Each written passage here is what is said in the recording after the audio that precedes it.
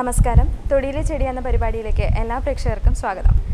ശംഖുപുഷ്പം കണ്ണെഴുതുമ്പോൾ ശകുന്തളേ നിന്നെ ഓർമ്മ വരും.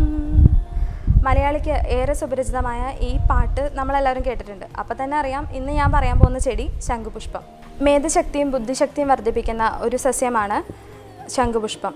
മേധി രസായനത്തിൽ ഏറ്റവും കൂടുതൽ ഉപയോഗിക്കുന്ന ഒരു ഔഷധ ചെടിയാണിത്. മേധി വിശേഷേണ തു ശംഖുപുഷ്പം എന്നാണ് പറയുന്നത്. ലെഗുമിനേസിയ കുടുംബത്തിൽപ്പെടുന്ന ഇതിൻ്റെ ശാസ്ത്രീയ നാമം ക്ലിറ്റോറിയ ടെൻറ്റോറ എന്നാണ്. അപരാജിത, മംഗളകാരി, ദേവകുസുമ എന്നീ പേരുകളിൽ സംസ്കൃതത്തിന് ഇതിനറിയപ്പെടുന്നു. പൊതുവെ എല്ലാ ഗ്രാമപ്രദേശങ്ങളിലും ഉഷ്ണമേഖലാ പ്രദേശങ്ങളിലും കണ്ടുവരുന്ന ഒരു ചെടിയാണ് ശംഖുപുഷ്പം. ആരോഹി സസ്യമായിട്ടാണ് ഇത് വളർന്നു വരുന്നത്.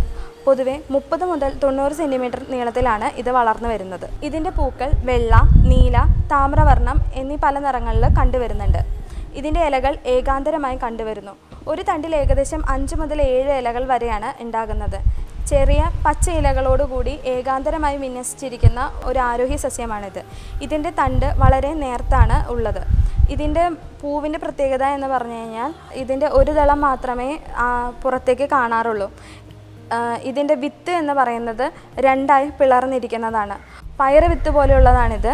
പക്ഷേ ഒരു 5 മുതൽ 7 മണി വരെയാണ് ഒരു വിത്തിൽ കണ്ടുവരുന്നത്. ഇതിൻ്റെ ഔഷധയോഗ്യമായ ഭാഗങ്ങൾ വേര്, പൂവ് എന്നിവയാണ്.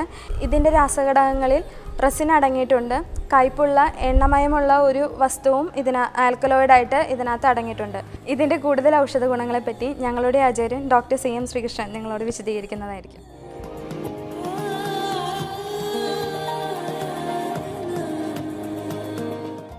ശംഖപുഷ്പം മേധ്യാവിശേഷേണ ച ശംഖപുഷ്പി എന്നാണ് ഈ ശംഖപുഷ്പത്തിനെ പറ്റി പറയുന്നത്. അത് 2 വിധത്തിലുണ്ട്. അതിൽ വെള്ള ശംഖപുഷ്പം അല്ലെങ്കിൽ നീല. അതിൽ വെള്ള ശംഖപുഷ്പത്തിനാണ് കുറച്ച് ഔഷധ ഗുണം കൂടുതലെന്ന് പറയാം. ഇതിൻ്റെ ഏറ്റവും പ്രധാനപ്പെട്ട മേധ്യമാണ്, അതായത് ബുദ്ധി വർദ്ധിക്കുക എന്ന് പറയാം. അതിപ്പോൾ കുട്ടികൾക്ക് ഈ വളരുന്ന പ്രായത്തിൽ ഈ ശംഖപുഷ്പം അരച്ച് തേനിലോ പാലിലോ കൊടുത്തു കഴിഞ്ഞാൽ അവരുടെ ആ ഇൻ്റലിജൻസ് അല്ലെങ്കിൽ ബുദ്ധിശക്തി വർദ്ധിക്കും എന്നാണ് പറയുന്നത്. അതുപോലെ തന്നെ ഈ മാനസികമായ ചില രോഗങ്ങളിൽ, അതായത് ഈ ഡിപ്രഷൻ അല്ലെങ്കിൽ ഉന്മാദം, മാനസികമായ മറ്റു പല അസ്വസ്ഥതകൾ, ഇതിലൊക്കെ ഈ ശംഖുപുഷ്പം കൊണ്ടുണ്ടാക്കിയ നെയ്യ്, കാച്ചിയ നെയ്യ് കൊടുത്താൽ വളരെ ഫലപ്രദമാണ്.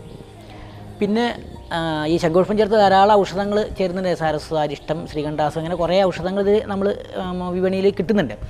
പിന്നെ ഇതിൻ്റെ ഒരു പ്രധാനപ്പെട്ട ഔഷധ ഗുണം വിഷശമനാണ്. ഈ മൂർഖവിഷത്തിന്, ഈ പാമ്പ് വിഷത്തിന് ഈ ശംഖുപുഷ്പം അരച്ച് പുറമേ പറ്റുമെങ്കിൽ അത് അരച്ച് കഷായം വെച്ചിട്ട് അകത്തേക്കും കൊടുക്കാം. പിന്നെ ഈ വയറിലുണ്ടാകുന്ന അസുഖത്തിന്, ഈ വയറ്റിൽ നിന്ന് തടഞ്ഞു നടന്നിട്ട് വയറിൽ നിന്നൊക്കെ ഇളകിപ്പോവുക, അവിടെയും ഈ ശംഖുപുഷ്പം പാലിൽ തിളപ്പിച്ച് കൊടുത്തു കഴിഞ്ഞാൽ ഫലപ്രദമാണ്. പിന്നെ ഈ ശംഖുപുഷ്പം വേറൊരു ഒറ്റമൂലി പ്രയോഗമുള്ളത്, ഈ ഗർഭാശയത്തിൽ നിന്ന് ഈ ഇടയ്ക്കിടയ്ക്ക് ഈ രക്തം സ്രവിക്കുന്ന കണ്ടീഷനുണ്ട്. ഈ സാധാരണ അല്ലാണ്ട് വിട്ടു അങ്ങനെയുള്ള കണ്ടീഷനിൽ ഈ ശംഖുപുഷ്പം പാലിൽ തിളപ്പിച്ച് ലേശം കൽക്കണ്ണും ചേർത്ത് കൊടുത്തു കഴിഞ്ഞാൽ അത് നിൽക്കും.